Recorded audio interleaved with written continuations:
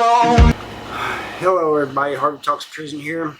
Today I'm going to be reacting to Russ Hamilton. He was a former sergeant, I believe in California, and he's going to be showing some weapons made in prison. So I'm going to be talking about each one of those and seeing how, and he's going to also be talking about where they were found. He doesn't mention all the places. Anyway, here we go. Hi everyone, I'm Russ Hamilton. I'm a retired sergeant with California Department of Corrections and Rehabilitation. Hi everyone. I hope everyone had a Merry Christmas and is looking forward to a Happy New Year. Anyway, as for myself, I'm out here in Pennsylvania from California and pretty shot out right now. We had what should have been a 7-hour trip yesterday that turned into a 12-hour fiasco. So just bear with me if I seem a little bit rummy. But anyway, Anthony and I decided that we were going to do a quick little video on weapons. He's talking about Anthony Gangy from the channel Tier Talk. He's all correctional officers over there. And where to weapons and where to find them. So anyway, if you'll just keep in mind just the basics about what you do on a day-to-day basis and where to look for things and how to be imaginative about it. As a lot of you probably know, I'm not a big fan of just giving spots to look, because then we tend to overlook the things that we haven't heard about and we focus on the wrong things instead of the more imaginative things. But anyway, we're going to start with a couple of slides here, and the first one that Anthony's going to show you is a plastic shank that I had found, and this one was cut out of a mop handle bucket. And the thing that they had done was there was a piece of plasterboard, and they had pressed that back into the plasterboard into a little slot back there and then covered over it with toothpaste. And yeah, sometimes these guys, they'll get toothpaste and they can make it look like plaster. They can also sometimes, these guys, you know, if you have a vocations department, you got to be wary of them bringing back things like paint, because they'll paint over things. Toothpaste was used for a lot of things when I was in prison. Like he said, you can cover things up and make it look just like the wall.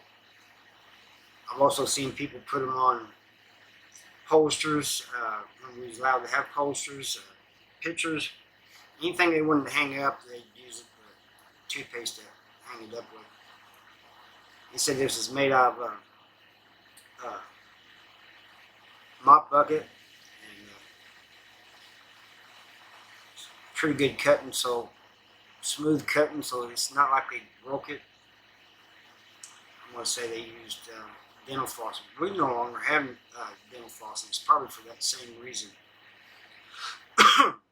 But plastic is the best because it can get through metal detectors. Plexiglass, any type of plastic will get through metal detectors. That's a pretty wide one there too. That thing looked just like nothing's ever happened there.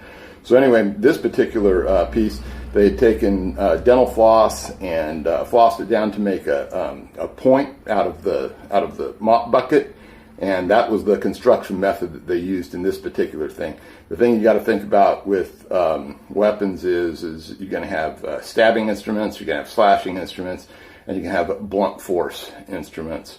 Most of the ones we're going to talk about in this particular video are going to be the stabbing or slashing ones. I don't have a real good picture of a slashing one to show you right here. Most of these are going to be my little stabbing ones. You can also see that along with this I had 2 pieces of metal that they'd also hid away in there. I guess that they were saving it for a rainy day.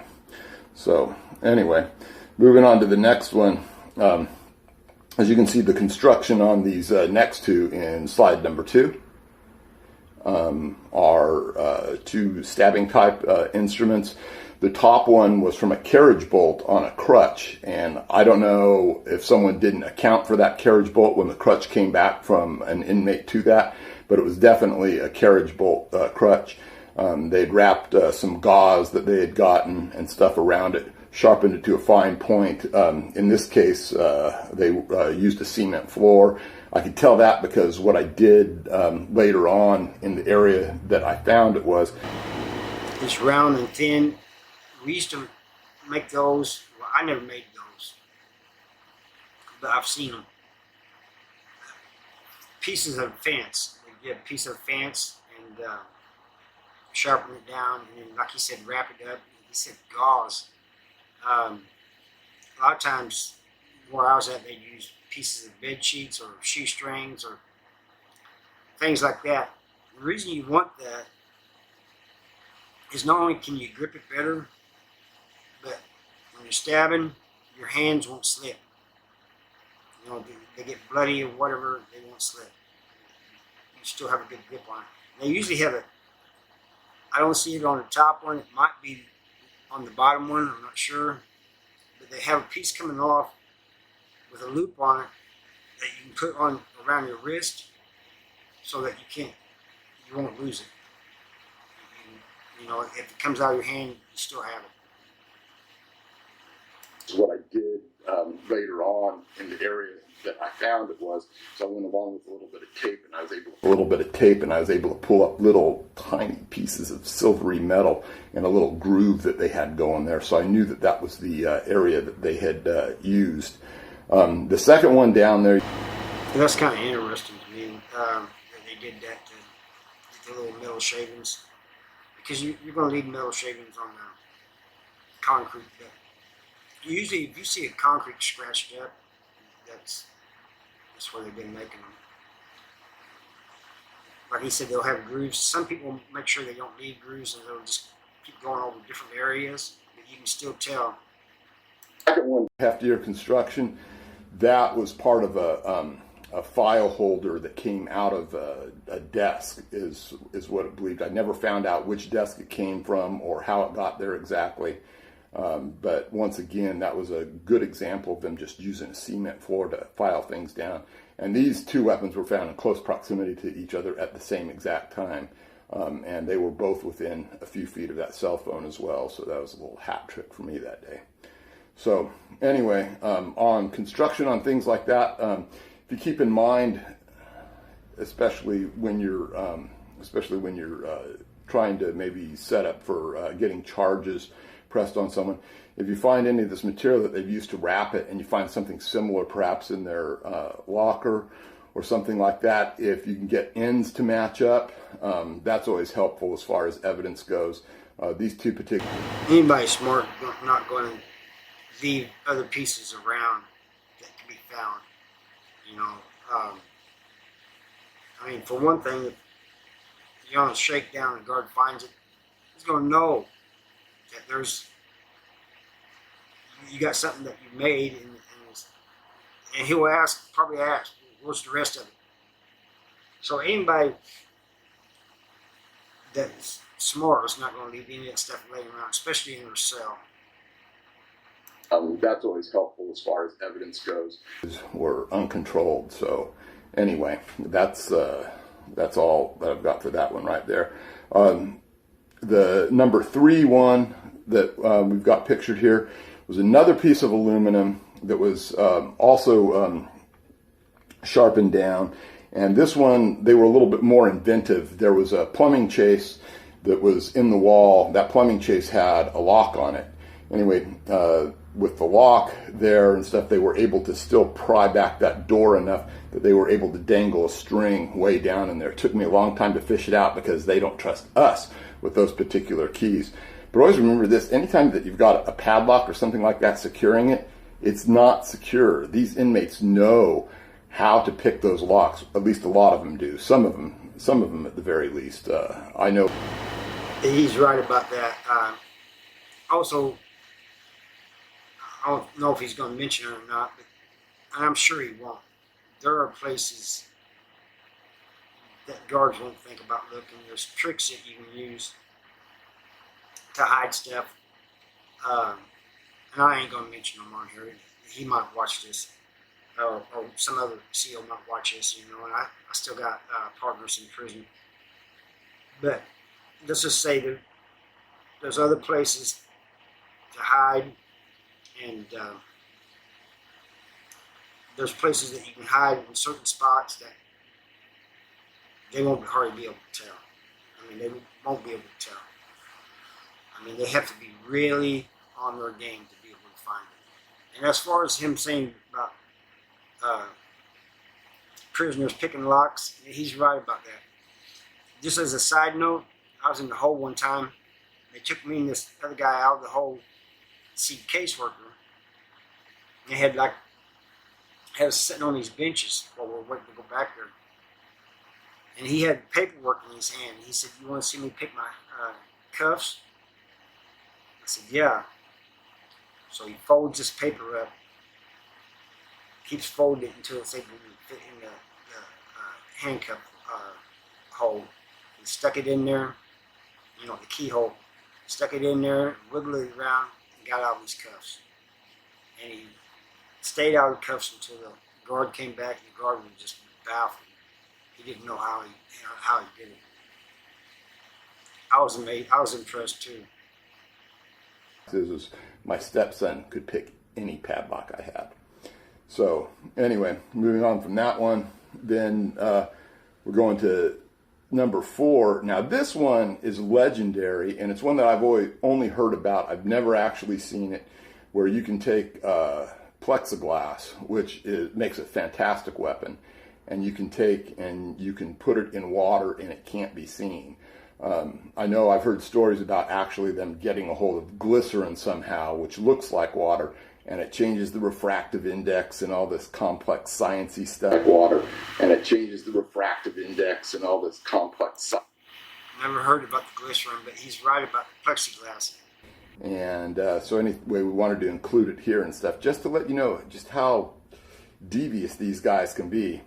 So then on the number 5 here, at the time I recovered this weapon, we were having a lot of aluminum being sharpened on things like emery cloth and stuff that they were sneaking out of vocations and so forth.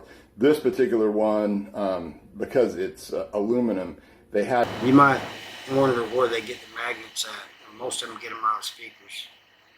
But sometimes they can be found, if staff is careless. Place. I don't know how to tape a magnet to it. And they taped the magnet to it, and it was secured under a bunk in just a place where 100 officers might walk by each day, so close that you wouldn't think it would be a good hiding place. I don't know how long it was there, but a quick look with my mirror got me that particular one. The next one down, number 6. That particular one was up inside of a vent. Again, they're being very creative. They measured it out. They got it to just... A lot of stuff are hidden in the vents, above the toilet. The vents are up high. For one thing, you put it in there, it's hard to find, and it gets covered with dust real quick, so it's almost impossible to see. Another thing is the guards have to go, they have to climb up there. And then they're standing on tiptoes and shining their lights in there. And so by them standing on their tiptoes like that, a lot of them will get tired and just do a short look in there. And, they're not thorough. But like I said, after it doesn't take long for dust to cover up what you got in there. And so it's almost impossible to see. So if a guard finds something in there, okay, so now on slide number 7 here, this is 3 different examples of ways that they can construct things. The one at the top came from a plastic mug, and these plastic mugs really ubiquitous. The inmates had them all over the institution, and once again, they're taking dental floss, and the sides and everything are thick, and so they're able to get a nice long piece out of the side of it and make it into a shiv like that. Wrap it with a little bit of cloth. It's a lot of trouble, if you ask me, on the mugs. It's just too much trouble to go through. You can make a weapon out of anything, and so why go through the trouble of I mean, to me, that's my personal opinion.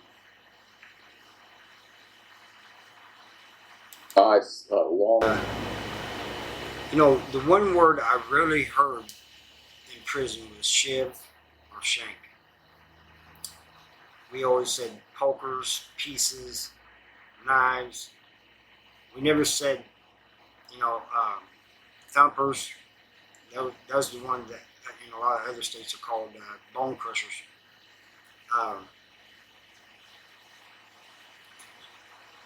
You know, I've seen them made out of ice picks. You know, and they just call it that. You know, but because you really don't have to change it. You know? But rarely did I hear the words that are so form. But as you can see, if they break a mop handle and no one accounts for that stuff, that's what you can end up with. And then the third one down there, but as you can see, if they break a mop handle and no one accounts for that stuff. Yeah, it's not in its final form. It's too dull, in my opinion. It needs to be sharper, have a sharper point on it. That's what you can end up with. And then the third one down there, a piece of, that was from a piece of bed spring. At one time, this unit had bed springs, believe it or not, for all of the mattresses. And it was just holy terror trying to get all of that weapon stock out of there when they were finding. We never had bed springs in prison. But see how it looks? That's kind of the way the ones look that come off the fence. You know, they're not completely straight. They're kind of bent in different places too, because you're trying to straighten them out. Because the fence is, you know, it's usually curved, so you have to kind of straighten it out. So it's kind of, by the time you're done, it kind of ain't straight, all the way straight. It's kind of, some people can get them straight, but most of the time they look like that. You can tell that they came off of that. Replacing it all with sheet pans. Okay, so the next one down, number 8, is what I call this, if Anthony's paying attention along with this. This was my favorite weapon that I found of all time because it was something really different. This is actually a nail for a gutter. And I never found out exactly how it got there. I found out that there was a project across on a different unit, and this thing showed up. I found this hidden up underneath a sink all the way up in the back part, just by being thorough and stuff. It was really hard to see. A lot of these things, you know, first glances aren't necessarily what gets you the weapon. Sometimes you have to go back a third, fourth, fifth time. Anyway, common construction. Yeah, the hiding in the sink is a common place to hide stuff. But it's also a common place that guards look, just like they're getting where they look under the bunks all the time now. Even the bottom one, they have to get down there on their hands and knees. They don't like doing that, but you know, some of them won't, you know, or they'll just do it briefly. But they're getting where they pay more attention to the common areas that things are hidden. With this, a lot of things that inmates use, this is just a shoestring wrapping it, and you'll see lots of shoestrings used to secure handles and that sort of thing. Okay, the next one down, number 9. The top one, once again, this was from the side of a coffee mug, a plastic coffee mug, but they'd taken the dental floss and once again just cut this thing out. This one, interestingly enough, was found in a very difficult place to find. This was found behind a little 4-inch shower tile. And when me and my partner first looked at it, we'd been given the information as to where this supposedly was, and we looked at it again and again and again and again, and we couldn't find anything. And finally, the information led to a specific tile, and I couldn't see anything, but I took my... You notice he said the information given to us led to a specific tile. They was told where to go. Somebody told on these people. Some inmate was doing some telling, and I do say inmate. You see anything? Baton, and broke it out. And this was in there along with several cell phones. You can see that the second weapon down, that's a little piece of brazing rod that some construction workers had left behind because they weren't being careful. Don't know exactly when that was picked up, but that ended up in there, along with the hypodermic syringe that I found. So anyway. Yeah. Found a syringe too, you know. There's syringes, and you know, there was a friend of mine that got a job in medical. In medical, they only let you have a job there for 90 days. They don't let you stay more than 90 days because you get familiar with the place and this and that. But they offered him, somebody offered him $70 to bring out a syringe.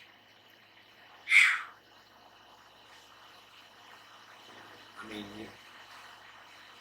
I understand why, because he's taking a big chance. So that is the last of the slides. And now just to reiterate some things to always look for and stuff is just be creative. Look at where these guys are going. Look at what they have access to. Look at the space that they have access to. You know, over time, guys can notch a nice little, a nice little divot in a wall, and then eventually put a little piece of brazing rod or something in there, cover it over with toothpaste, and you know it's almost impossible to find. That's why sometimes you have to go by and you knock these things with your baton or an axe handle or whatever that they're giving you to do your bar checks and so forth. That's what you want to stick with. You also got to keep in mind, you know, what can a magnet do with as far as, you know, sticking something up in a position that someone can just barely reach. You have to remember. That's the key. You know, the harder it is for the guard, or in this case a sergeant, to get to, the more difficult it is for him, the less likely he's spending a lot of time looking. He's talking about them batons earlier. I remember at the walls, they used to come by like at night and just drag the baton along the bars. It'd wake everybody up, you know. You don't get used to it. I didn't anyway. I think a lot of times they did it on purpose just to mess with us, but they're supposed to be doing bar checks. Also, you have to remember and watch out for things like tools. And I'll give you this as just one little experience that I had. I had a guy who was not a contractor, but he was a repairman there for the unit. And what he did is he had taken his inmates and he kicked all the inmates out of one specific dorm, and then put his inmate workers in there, and then just left them. And he left them in there with a bunch of tools. And so I asked him, well, what's going on? He goes, well, I kicked all the inmates out. I was like, well, except for the inmates that you put in there with the tools. Anyway, I went back in there a little bit later, and these inmates, they had taken their tools, their wrenches, and they had loosened all of the seats in the day room, and they had pried them up, and then they had taken drills and drilled holes in all of them so that when they lined back up and they were butted flush against each other, there were holes in there. And of course there were also cell phones and weapons and that sort of thing eventually found in those. And this guy had been going from dorm to dorm to dorm and just was completely complacent, had no idea that this kind of thing was going on. So anyway, I hope that that gives you a few little places to look. I hope that you enjoyed the slides. I hope that everyone will stay safe out there. I've got a little bit more coming on, maybe in a few days, where I might do some impact weapons, makeshift impact weapons that inmates can use. So anyway, everyone out there, stay safe. Happy holidays. Merry Christmas. See you later. But that's that. But he didn't cover all the hiding places like I thought, you know, just a few. And like I said, I ain't going to mention the ones I know about because I think very few guards know about it, and I don't want to be putting it out there. And it may only apply to Missouri, anyway, so I don't know. But the best thing is, just don't go to prison. You don't have to worry about this. You don't have to worry about making a weapon. You don't have to worry about staff finding it. Just don't do anything to get you put in prison, you know. That's the best thing. And so, hope you guys enjoyed this. And see you next time. Bye.